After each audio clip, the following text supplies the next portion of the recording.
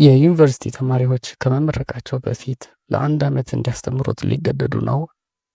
ትምህርት ሚኒስቴር የዩኒቨርሲቲ ተማሪዎች ከመመረቃቸው በፊት ማህበረሰቡን ለ1 ዓመት በቅድሚያ እንዲያስተምሩ ወይም እንዲያገለግሉ የሚያደርግ አሰራር ተግባራዊ ለማድረግ እቅድ መያዙን አስታወቀ።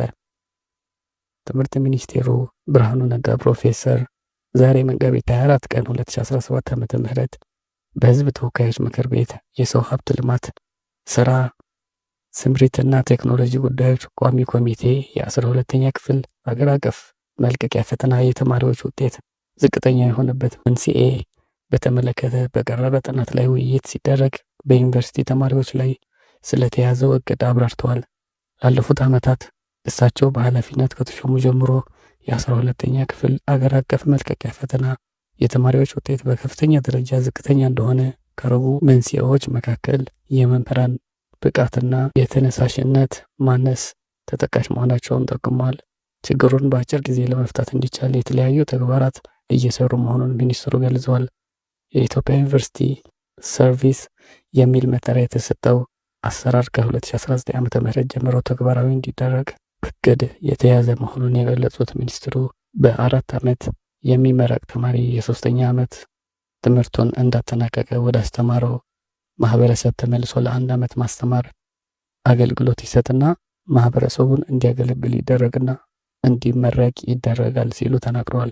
ይህም ሲሆን የተማሪዎቹ መሰረታዊ ወጪ የመሸፈን እንደሚሆንም አክለዋል።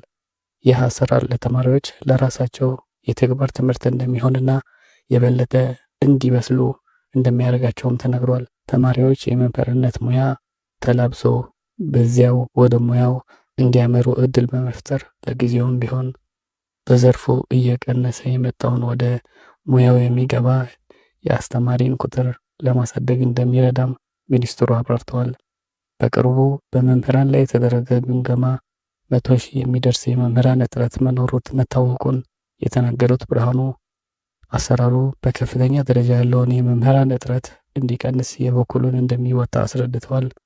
ወደ መምህርነት ሙያ የሚገቡ ሰዎች ክፍተትን ለማስተካከል ከተያዙ ዘርፍ ብዙ የማትጊያ ስርዓቶችን አንዱ መምህራን አገሪቱ የፋይናንስ ስርዓት ውስጥ የራሳቸውን ድርሻ እንዲኖራቸውና የኑሮ ውድነቱን እንዲቋቋሙ ለማድረግ የመምህራን ባንክ ማቋቋም አንዱ እቅድ መሆኑን አንስተዋል።